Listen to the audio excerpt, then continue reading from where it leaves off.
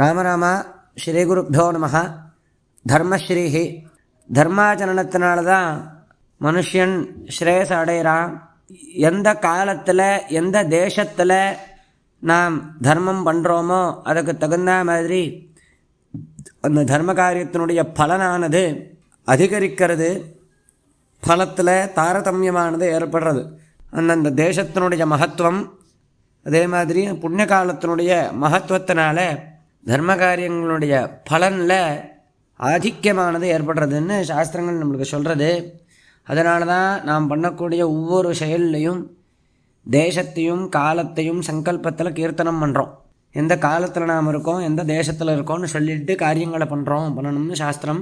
அது மாதிரி இப்போ 14 செப்டம்பர் 2025 ஞாயிற்றுக்கிழமை மிகப்பெரிய புண்ணிய காலமாக அமைஞ்சிருக்கு. என்ன புண்ணிய காலம் அப்படின்னா, இப்போ பித்ருபக்ஷம் நடக்கிறது, அதாவது மகாலய பக்ஷம் நடக்கிறது. அதில் மத்திய தினம், மத்தியாஷ்டமி அப்படின்னு சொல்கிறது மிகப்பெரிய புண்ணிய காலமாக அதை சொல்கிறது சாஸ்திரங்கள். அன்றைய தினம் பித்திருக்களை அவசியம் ஆராதனம் பண்ணணும், ஸ்ராத்தம் பண்ணணும், மகாலய ஸ்ராத்தம் பண்ணணும், ஹோமம் பண்ணி சாப்பாடு போட்டு பண்ணணும். முடியலன்னா ஹிரண்ய ஸ்ராத்தமாவது பண்ணணும். ஹிரண்யேது சதுர்குணம் அப்படின்னு ஹோமம் பண்ணினா என்ன நாம் தட்சிணை கொடுப்போமோ அதை விட 4 மடங்கு அதிகமாக தட்சிணை கொடுக்கணும்.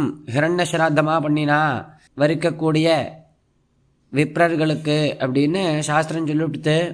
அதனால் நிறைய தானங்களை பண்ணி ஹிரண்ய ஸ்ராத்தமாக பண்ணலாம். ஹோமம் பண்ண முடியல அப்படின்னா, அதுவும் முடியல அப்படின்னா தர்ப்பணங்களாவது பண்ணி பஷ்டாத்தாபப்படணும். பசுமாடுகளுக்கு புல்லுகள் கொடுத்து இந்த மாதிரி பித்திருக்களை அவசியம் ஆராதிக்கணும், பூஜை பண்ணணும் கட்டாயம். மத்தியாஷ்டமி மகாபுண்ணிய காலம். அப்பா இல்லாதவர்கள் தான் தர்ப்பணங்கள் பண்ண முடியும், சிராத்தங்கள் பண்ண முடியும். அப்பா இருக்கிறவாளுக்கு சம்பந்தம் இல்லைன்னு இருக்கக்கூடாது. அவளும் இந்த மகா புண்ணிய காலத்தை உபயோகப்படுத்திக்கணும். அவளும் நிறைய தானங்கள் கட்டாயம் பண்ணணும். புண்ணிய நதிகளில் ஸ்நானம் பண்ணுறது, ஸ்தோத்திர பாராயணங்கள் பண்ணுறது, தானங்கள் பண்ணுறது, தங்களுடைய முன்னோர்கள் செய்யக்கூடிய ஸ்ராத்தங்கள் தர்ப்பணத்துக்கு ஒத்தாசை பண்ணுறது, அவளுக்கு நமஸ்காரம் பண்ணுறது, இந்த மாதிரி அவளும் இந்த புண்ணிய காலத்தை உபயோகப்படுத்திக்கணும். இது ஒரு மிகப்பெரிய புண்ணிய காலமாக இருக்குது. ஏன் அப்படின்னா, வெறும் மத்தியாஷ்டமி மட்டும் அன்னைக்கு சம்பவிக்கலை. அன்னைக்கு பானு சப்தமிங்கிற ஒரு பெரிய மகா புண்ணிய காலம். பானு சப்தமி அப்படிங்கிறது சூரிய கிரகணத்துக்கு சமானமான புண்ணிய காலமாக சொல்லப்பட்டிருக்கு. சூரிய கிரகணங்கிறது இருக்கக்கூடிய புண்ணிய காலங்கள்லேயே மிகப்பெரியது.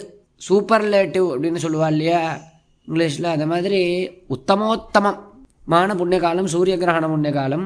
அமாவாஸ்யாது சோமேன சப்தமி பானுனா சக சதுர்த்தி பூமிபுத்திரேண புதவாரேண சாஷ்டமி சதஸ்ரஸ்திதயஸ்வேதாக சூரிய கிரகண சந்நிபாக அப்படின்னு சொல்லிவிட்டு தர்மசாஸ்திரம்.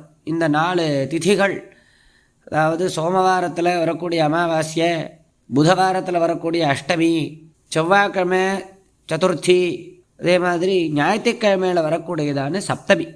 இந்த 4 திதிகளுக்கும் சூரிய கிரகண சாதிருஷ்யத்தை சாஸ்திரம் சொல்லிடுத்து. அப்படிங்கிறதுனால சூரிய கிரகணத்துக்கு சமானமான ஒரு புண்ணிய காலமாக இருக்குது இந்த 14 பானு சப்தமி மகா புண்ணிய காலம். ஞாயிற்றுக்கிழமையாகவும் அமைஞ்சுடுத்து. எல்லாருக்கும் ரொம்ப சௌகரியம். தர்மாச்சரணங்கள் பண்ணுறது, நிறைய தானங்கள் பண்ணணும், புண்ணிய நதிகளில் ஸ்நானம் பண்ணணும், பகவத் ஆராதனங்கள் பண்ணணும், பித்திருக்களை பூஜிக்கணும். இதுதான் நாம் சேர்த்து வைக்கக்கூடிய சொத்து. எல்லாம் அனித்தியமாக இருக்குது. இன்றைக்கு இருக்கிறவா நாளைக்கு இருப்போமான்னு தெரியல. இன்றைக்கி நாம் சேர்த்து வச்சுருக்கக்கூடிய சொத்து நாளைக்கு நம்ம கையில் இருக்குமான்னு தெரியல. கலியுகத்தில் எத்தனையோ பிரதிபந்தங்கள், எத்தனையோ உபாதைகள், கஷ்டங்கள். நாளைக்கு நாம் எப்படி இருப்போம் அப்படின்னு தெரியல.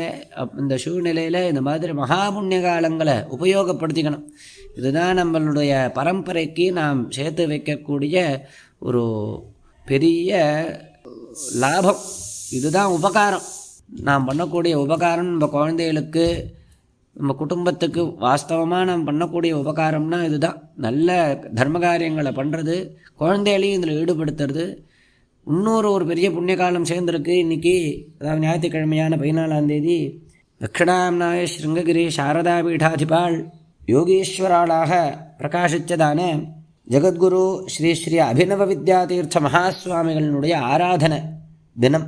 விவேகினம் மகாப்பிரக்ஞம் தைரியௌதாரிய க்ஷமாநிதிம் சதாபிநவபூர்வந்தம் வித்யாதீர்த்த குரும் பஜே அப்படின்னு ஜெகத்குருவாக பிரகாசித்ததான அபிநவ வித்யாதீர்த்த மகாஸ்வாமிகள் பாரதீ தீர்த்த மகாஸ்வாமிகளினுடைய குருநாதாளாக பிரகாசித்ததான அவா இன்றைய தினம் ஆராதிக்கப்படுறா. அவளுடைய ஆராதன தினம் இந்த ஞாயிற்றுக்கிழமை 14ஆம் தேதி அமைஞ்சிருக்கு. நிறைய மகா புண்ணிய காலம். 35வது பீடாதிபாலாக இருந்தவா. அவளையும் எல்லாரும் ஸ்மரிச்சுக்கணும். முடிஞ்சவா நேராக போய் ஆராதனை மகோத்சவத்தில் சிருங்கேரியில் கலந்துக்கலாம். இல்லை இருந்த இடத்துலையே பூஜைகளை பண்ணி அவளை நமஸ்காரம் பண்ணி அவளுடைய அனுகிரகத்தை எல்லாரும் பிரார்த்திக்கணும். ஒரு பெரிய மகா புண்ணிய காலம். ஆச்சாரியாளுடைய ஆராதனை தினம் பானுசப்தமி மகாபுண்ணியகாலம், சூரிய கிரகணத்துக்கு துல்லியமான புண்ணியகாலம், மத்தியாஷ்டமி மகாபுண்ணியகாலம். இந்த 3 திருத்தயம் 3 சேர்ந்துருக்கு.